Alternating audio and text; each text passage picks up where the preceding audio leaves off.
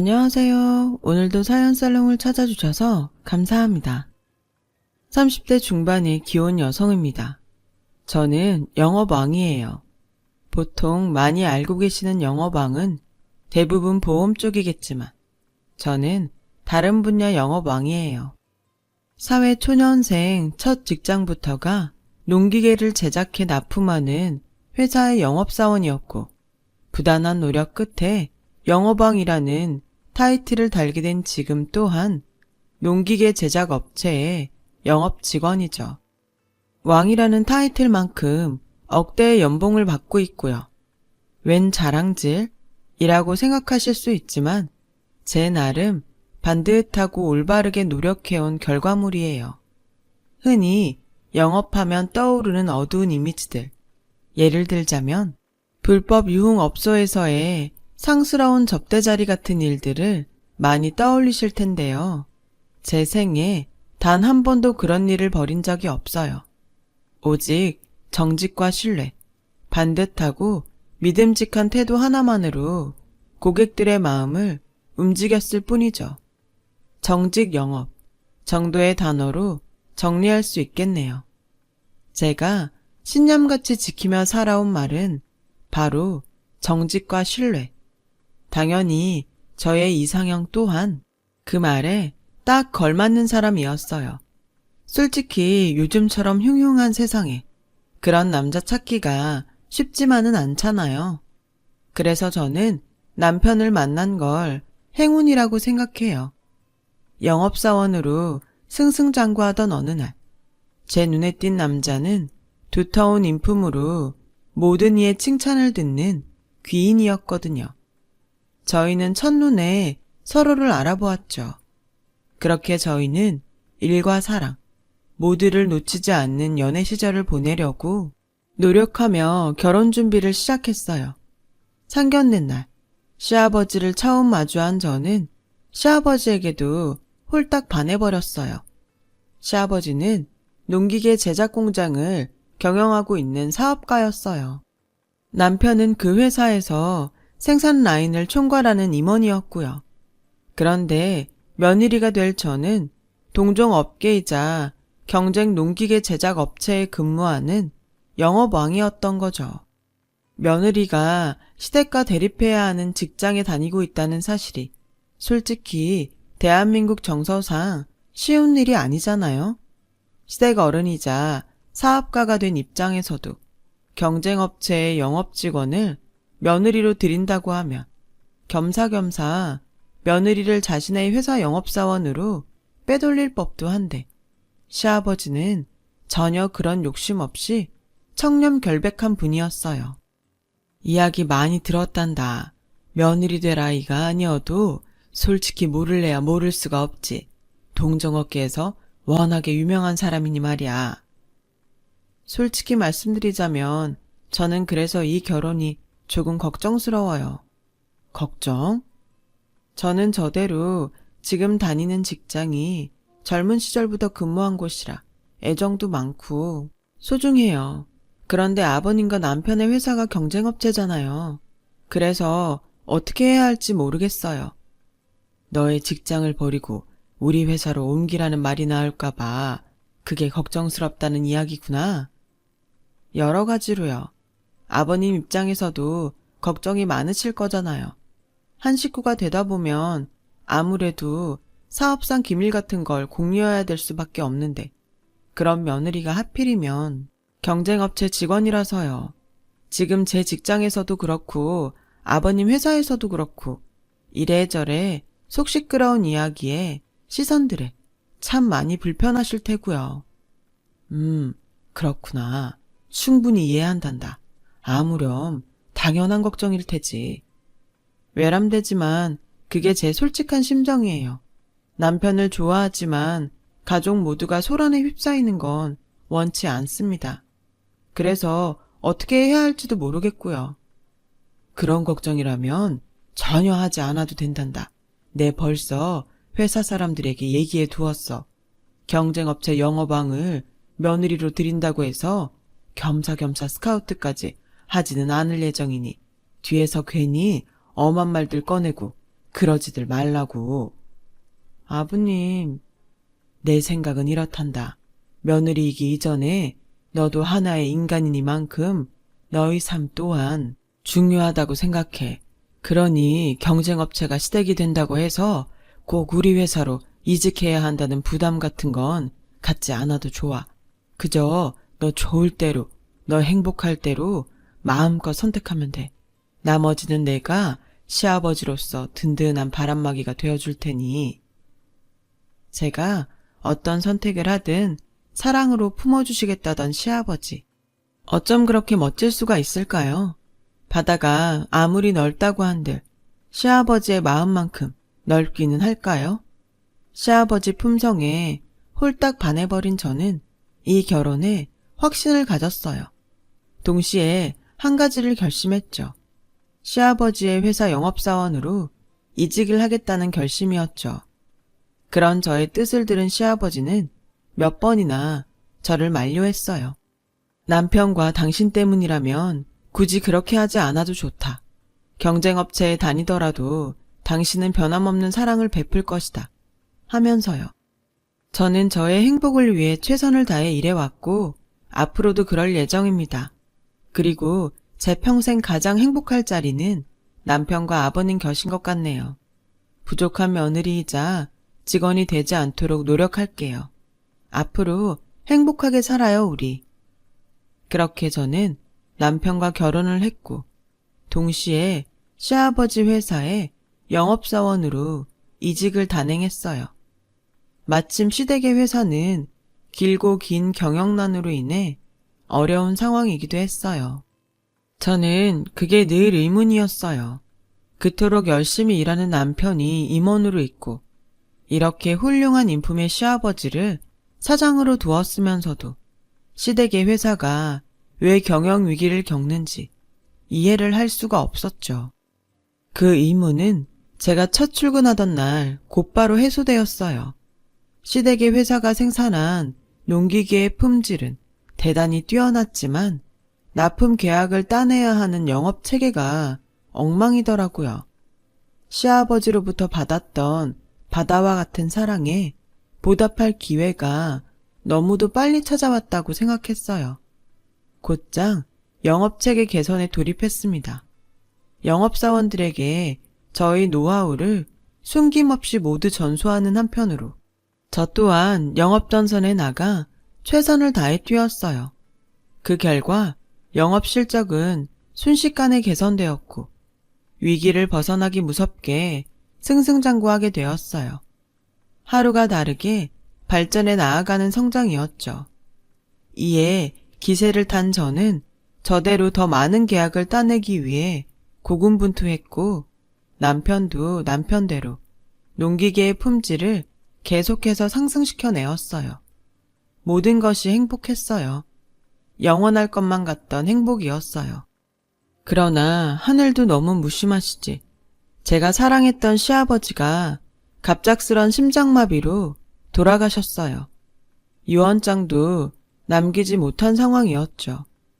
뒤이어 터져나온 비보에 저와 남편은 삶의 기둥을 잃은 슬픔을 차마 추스를 겨를도 없었어요.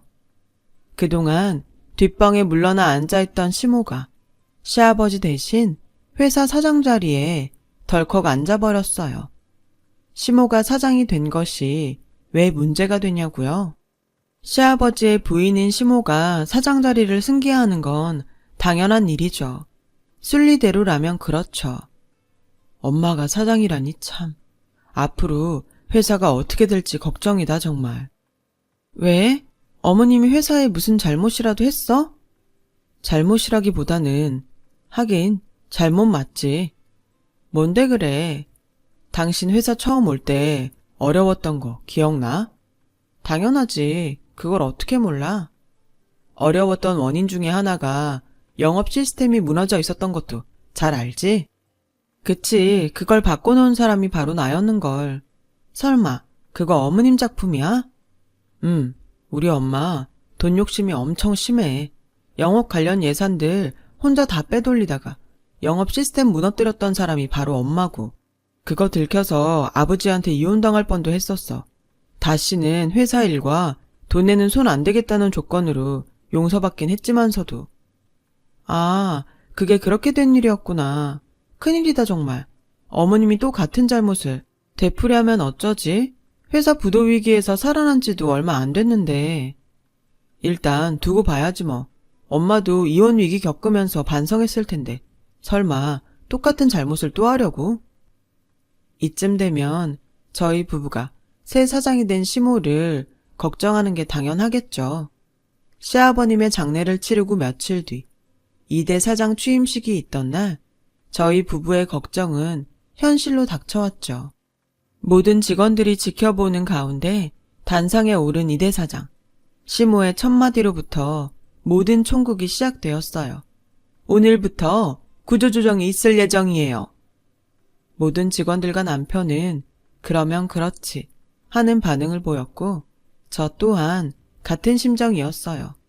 멀쩡히 잘 굴러가던 회사, 하루하루 무서운 상승세를 타고 있는 회사가 인원 확충은커녕 구조조정을 단행할 때는 어두운 이유가 반드시 존재하는 법이거든요. 뭐겠어요. 인건비 줄인 만큼의 돈을 사장이 빼먹겠다는 거죠.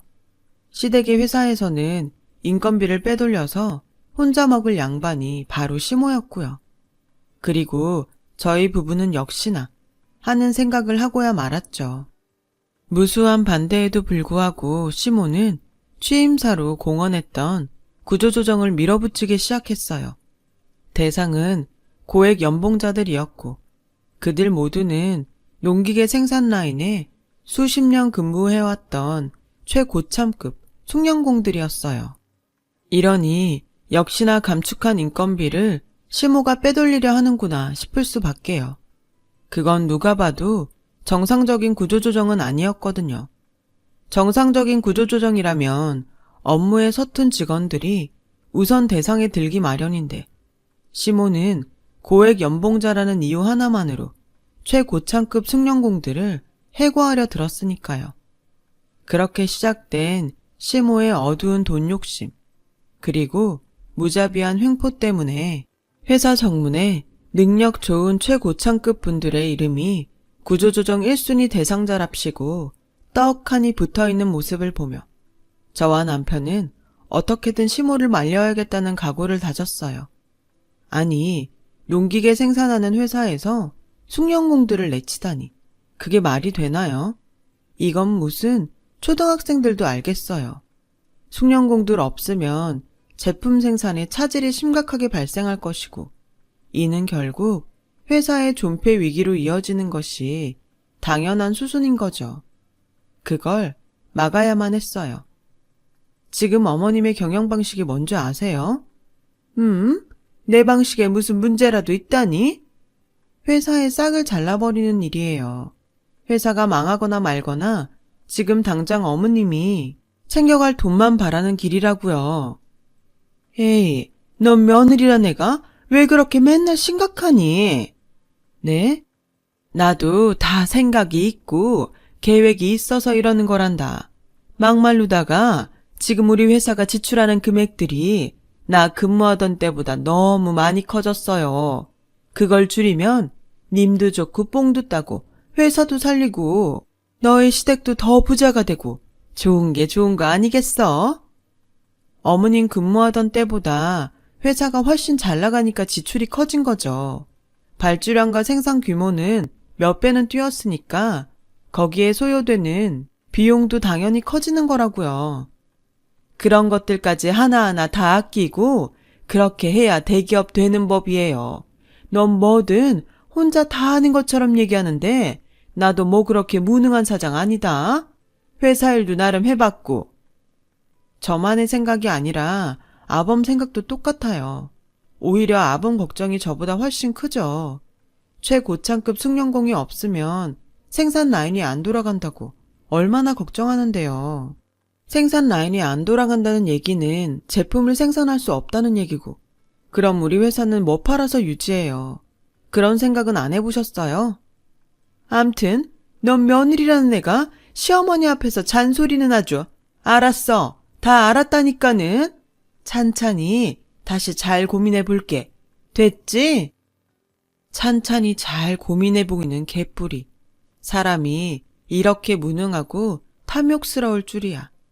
저에게 다시 잘 고민해 보겠다 대답하고 돌아선 시모는 바로 다음 날에 전격적으로 구조조정을 단행해 버렸어요. 당연히 회사에는 망조가 들었고 불량품이 속출하면서 어마어마한 금액의 거래 취소 통보와 반품 세례가 이어졌죠. 그 와중에도 시모는 희희낙낙이었죠. 돈을 뒤쪽으로 이미 빼돌리고 있었으니까요. 언제 회사가 망할지도 모르고 남아있는 직원들마저 언제 어떤 이유로 내쳐질지 모르는 불안한 상황이었어요. 풍전등화와도 같은 그 위기 속에서도 저와 남편만큼은 모든 직원들의 지지를 받았어요. 남편이 초보자 생산공들을 다잡아가며 생산 라인을 꾸역꾸역 유지한 탓에 그나마 회사가 당장 문을 닫는 일까지는 발생하지 않았죠. 그리고 제가 영업왕이잖아요. 쥐어 짜내가며 어떻게든 새 납품 계약을 따낸 덕분에 어쩌면 회사가 위기를 극복할 수 있을지도 모르겠다는 희망마저 들었어요. 하지만 고참 선배를 잃어버린 초보자 생산공들 입장에서는 정말 어쩔 수 없는 제품 불량이 계속 발생했고 그러는 통에 제가 새로 따온 납품 계약마저 어그러지기 일쑤였죠. 결국 오래지 않아 회사는 부도 위기를 맞이하고야 말았어요. 그런데 어머님, 동남아 출장 다녀오신다더니 카지노 들렀다 왔어요? 딱 하룻밤 다녀왔다 얘. 딱 하룻밤. 진짜 어쩌려고 이러세요. 회사 꼴 안 보이세요? 너무 도끼눈 뜨고 그러지 말렴. 합법적인 관광 카지노였고 정말 소박하게 구경이나 다녀왔을 뿐이야. 합법적인 관광 카지노요? 그래요. 합법 인정. 근데 하룻밤에 10억을 태우는 게 어머님한테는 소박한 구경인가요? 그 정도는 뭐 용돈 정도 쓴 셈 치면 그만이지. 하룻밤에 10억이 용돈이라고요? 요즘 회사 사정이 어떻고 어머님한테 정당하게 돌아가는 사업 수익이 얼만지 제가 뻔히 다 아는데 10억이 용돈이라고요? 그까짓 영업 좀 한답시고 연봉 1억도 넘게 받아가는 너도 있는데 뭐. 그 연봉 1억은요. 제가 최선을 다해 일한 정당한 대가고요. 그리고 지금처럼 회사 계속 어려우면 자진해서 연봉 삭감할 생각까지 하고 있었거든요. 제가 그러는 동안 어머님은 회사 돈 뒤로 빼돌려서 축낸 것 말고 한 일이 뭐가 있나요? 어머님이 사장이잖아요. 회사가 그렇게나 어려워? 아, 정말 몰라서 묻는 말이세요? 정말로 몰랐지 나는. 가만히 있어 보자. 그래도 내가 명색이 사장인데 회사 망하게 내버려 둘 수는 없고. 시모는 잠시 생각에 잠겼고 저와 남편은 시모가 생각에 잠겨있는 내내 불안을 떨칠 수가 없었죠. 탐욕이 끝이 없는 데다가 대책 없이 무능하기까지 한 시모가 내놓을 방안이라는 것이 그래봤자 황당하기 짝이 없는 방법일 테니까요. 그리고 역시나 생산 라인에 들어가는 원자재비 있잖니? 그걸 싼 걸로 바꿔서 아껴보면 어때? 시모의 그 말이 딱 끝나는 순간 제 옆에서 한숨만 퍽퍽 쉬고 있던 남편이 대뜸 화를 내더군요. 원자재비를 줄여? 그럼 원자재 품질을 줄이는 수밖에 없겠네. 엄마는 지금 엄마가 하는 말이 무슨 뜻인지 알아요? 무슨 뜻이기는 다 우리 세 식구 잘 먹고 잘 살자는 뜻이지. 니들 부부는 아주 나 알기를 회사 돈이나 빼돌리는 사람으로만 아는데 엄마 그렇게 무능한 사람 아니다. 엄마처럼 잘 아껴야 회사도 성장하는 법이야. 무능한 엄마 취급받고 싶지 않으면 생각이라는 걸 좀 하고 살든가. 가뜩이나 엄마가 고참 숭늉공들 다 내쫓은 바람에 제품 불량률이 치솟고 있는데 걷다가 대고 생산 라인에 들어가는 원자재 품질까지 줄이자고? 그거 그냥 우리 망하자는 소리밖에 더 돼? 거래처들이 그렇게까지 예민해? 원자재 품질 줄인 것까지 바로 눈치챌 만큼? 농기계가 뭐 기름 넣고 잘 돌아가기만 하면 다 똑같은 농기계 아닌가? 아, 됐다. 내가 엄마랑 무슨 얘기를 더 한다고. 대신 이거 하나만 분명히 알아둬요. 원자재 품질 줄이기만 해. 그땐 나도 가만 안 있어 진짜. 시모와의 대화를 포기해버린 저와 남편은 더 커진 걱정만을 가슴에 품은 채로 돌아섰어요. 그런데 이놈의 탐욕스럽고 무능한 시모는 자식 내외가 회사 걱정을 하거나 말거나 희희낙낙이더라고요. 오후에 돈 많은 사모님들하고 내기골프 약속이 잡혀있다나 뭐라나. 내기골프 약속이면 회사 돈을 또 얼마나 끌어다 날려먹을지. 참, 저와 남편은 그저 할 말을 잃을 뿐이었죠. 그러던 어느 날 저희 부부가 시모에게 등을 돌리게 된 결정적인 사건이 터져 나왔어요. 시모의 무능과 갖은 탐욕으로부터 회사가 꾸역꾸역 버텨낼 수 있었던 이유는 저와 남편의 헌신 덕분이었지만 그걸 전혀 모르는 시모는 회사 돈을 빼돌리고 빼돌리다 못해 끝내는 저의 억대 연봉까지 눈독을 들여버린 모양이더라고요. 도둑질이었죠. 저는 시어머니의 도둑질을 너무 늦게 알아버렸어요. 몇 달 동안 급여가 지급되지 않았다는 건 알고 있었지만 저는 오너 일가의 일원으로서 회사의 어려움을 함께 나누는 모범적인 모습을 직원들에게 보여주고 싶었기에 굳이 내색을 한다거나 독촉을 한다거나 하지 않았을 뿐이었다고요. 근데 그런 돈을 시모가 저 몰래 도둑질하고 있었던 거죠. 사실을 알게 되고 상심이 아주 컸어요. 시모가 도둑질해 간 그 돈은 그냥 돈이 아니라 무너져가는 회사를 위한 저희 헌신과 마음 그 자체였거든요. 결국 회사를 향한 마음마저 도둑질 당해버린 꼴이 되어버린 이상 더 참을 수가 없었어요. 며느리의 급여까지 도둑질하는데 남아있는 직원들의 급여에 손대지 않으리라는 법 또 없잖아요. 더더욱 참아서는 안 되는 일이었죠. 어디까지 망가질 생각이세요? 대체 얼마나 더 바닥을 보여줄 작정이냐고요? 가족 사이에 뭘 그런 일 가지고 소리까지 지르고 그러니? 제가 지금 소리 안 지르게 생겼어요? 소리 지르게 생긴 이유는 또 뭔데? 그깟 돈 몇 푼 때문에? 그깟 돈이요? 어떻게 그런 말을 입 밖으로 내놓을 수가 있어요? 그 돈 벌써 몇 달째 급여 지급 안 돼 있는 거 알면서도 모른 척 참아왔던 돈이에요. 어찌되었건 사장이 며느리인 저부터 회사의 어려움을 이겨내기 위해 앞장서고 있다는 모습을 남아있는 직원들에게 보여주려는 마음 그 자체였다고요. 그런다고 멍청한 직원들이 너의 마음을 알아주기나 한다든? 그저 뻑하면 분량이나 내서 회사를 위기로 몰아넣고 말이야. 멍청한 건 직원들이 아니라 어머님 같은데요. 뭐? 아범이 그렇게 반대한 원자재 품질 낮추는 거 어머님이 몰래 해버렸다는 거 저희 부부가 모를 것 같죠? 직원들 아무도 모를 것 같죠?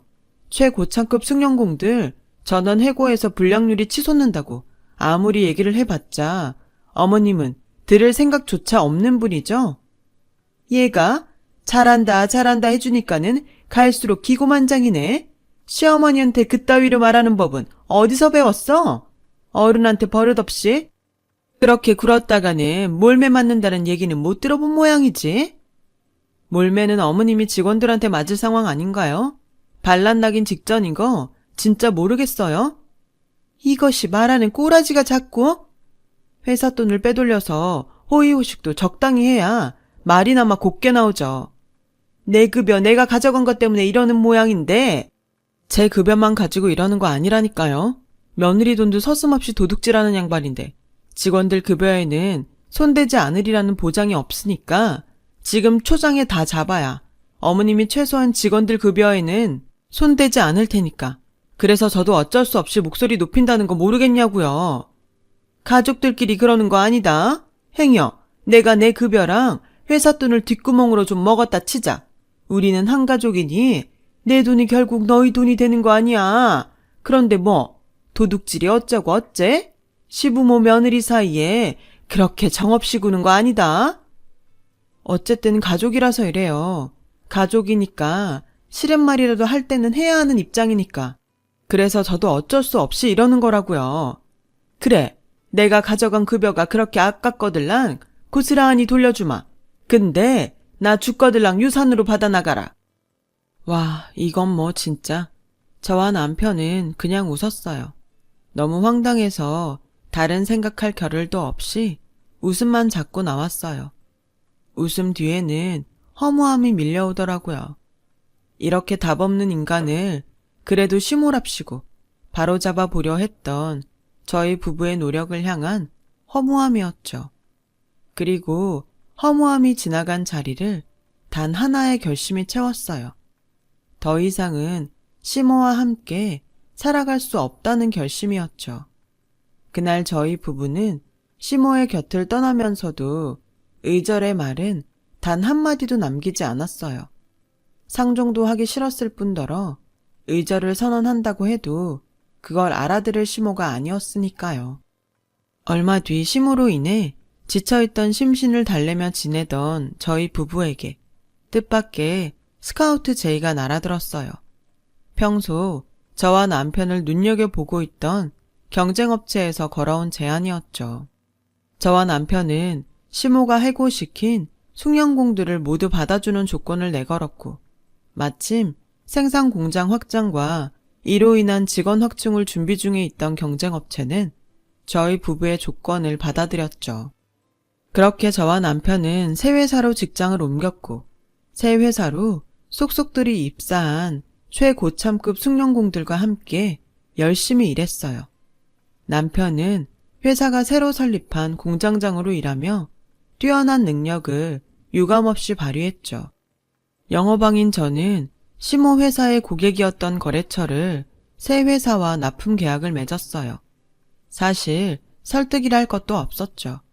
저와 남편이 떠난 직후 시모의 회사 제품 불량률이 30%를 넘어설 정도로 심각해졌기에 어차피 거래처 모두가 시모의 회사와 거래를 끊을 생각이었으니까요.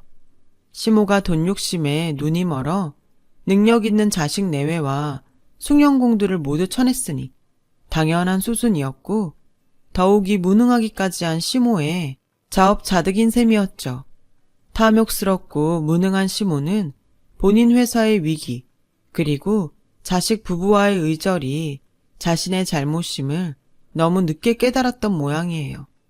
저와 남편이 시모의 곁을 떠나 새 회사에서 승승장구한 지가 1년이 다 되어가던 어느 날 그제서야 한참 뒤늦게 저희 부부 앞에 나타나 애원했거든요.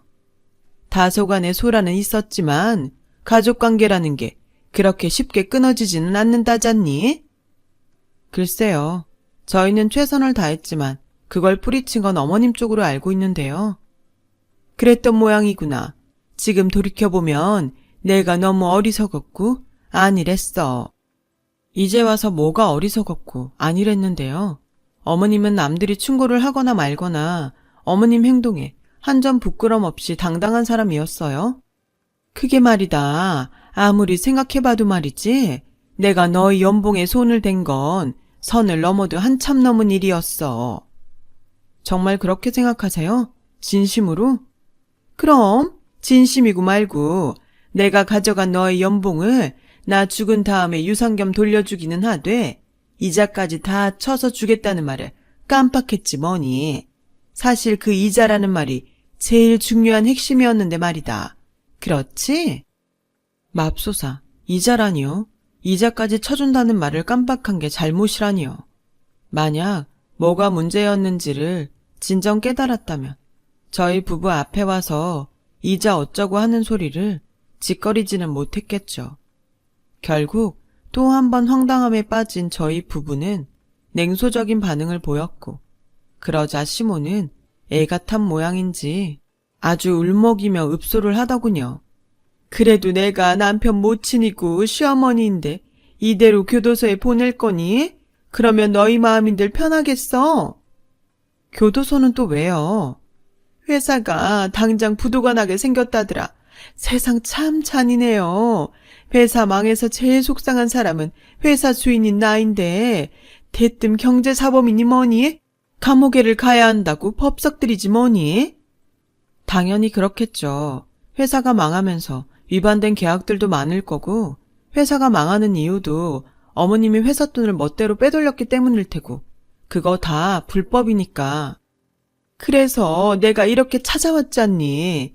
백지장도 맞들면 낫다는 말이 있는데 나에게 기회를 한 번쯤 줄 수도 있는 법이잖아. 꺽꺽 울어대며 호소하는 시모를 마주하며 저와 남편은 한참을 생각에 잠겼고, 이내 저는 시모의 호소에 대한 답변을 내어놓았어요. 백지장도 맞들면 낫다는 말이 이럴 때 쓰는 말은 아닌 것 같고요. 일단 알겠습니다. 어머님 회사로 돌아와서 일해달라는 얘기잖아요. 그래야 회사 부도도 막을 수 있고, 그래야 어머님도 경제사범으로 교도소 들어가는 일은 없을 테니까. 그치, 내 말이 그 말이야. 시모의 울음 가득 섞인 부탁에 대한 저희 부부의 대답은 이랬어요. 네, 알겠어요. 다만, 다만 조건이 하나 있어요. 뭐든 말해보렴. 교도소 신세 면하게 해준다는데 내가 뭔 조건인들을 못 들어주겠니? 어머님이 도둑질한 제 연봉을 나중에 유산 삼아 돌려받으라고 했었죠? 저희 부부의 조건도 똑같아요. 나중에 어머님 돌아가신 다음에 그때 가서 회사로 돌아가도록 하죠. 못 받은 연봉도 유산으로 돌려받고 또 겸사겸사 저승길 노잣돈 쥐어드리는 셈 치면서요. 물론 그때까지 어머님의 회사가 멀쩡히 남아있을 리가 없겠지만 사실상 거절의 말이었죠. 시모가 저의 억대 연봉을 도둑질해가면서 늘어놓았던 황당한 말, 도둑맞은 연봉은 유산으로 받아가라고 했던 황당한 그 말을 거꾸로 받아치면서요. 시모와의 사건으로부터 몇 해가 지난 지금은 저와 남편은 옮겼던 그 회사와 함께 승승장구해서 무척 잘 나가고 있어요. 남편은 훌쩍 성장시킨 새 회사에서 공장 2개의 공장장 업무를 성실하게 수행하고 있고, 저는 새 회사에서 계속 근무하면서 업계 최고 영업왕을 이룬 덕분에 억대 연봉에 3배로 뛰었죠. 그만큼의 연봉을 지불하고도 아깝지 않을 만큼 제가 성사시키는 납품의 계약은 어마어마하거든요. 반면에 시모는 요즘 회사를 쫄딱 말아먹어버린 탓에 알거지 신세예요. 자재비 대금들을 지불하지 못했고 어음들 또한 전혀 막지 못한 탓에 경제사범이 되고야 말았어요. 비록 집행유예를 받아 교도소행은 면했다고는 하지만 범죄자는 범죄자일 뿐 누구 하나 시모에게 관심을 주지도 도움을 주지도 않죠. 가족이랍시고 수시로 저와 남편을 찾아와 아직도 빚으로 남아있는 어음 대금을 해결해 달라고 애걸복걸 해대지만요. 아마 저희 부부가 시모를 용서하는 일은 절대로 없지 싶어요. 시모의 모든 추태를 하늘에서 지켜보셨을 시아버님의 뜻도 저희 부부의 생각과 같을 테고요. 길고 복잡한 이야기를 들어주셔서 감사합니다. 들어주신 분들 모두 현명한 부자 되시고요. 행복 가득한 하루 되세요. 여러분, 사연 댓글에 응원과 현명한 조언 부탁드려요. 좋아요와 구독은 저에게 큰 힘이 됩니다. 오늘도 좋은 일 가득하세요.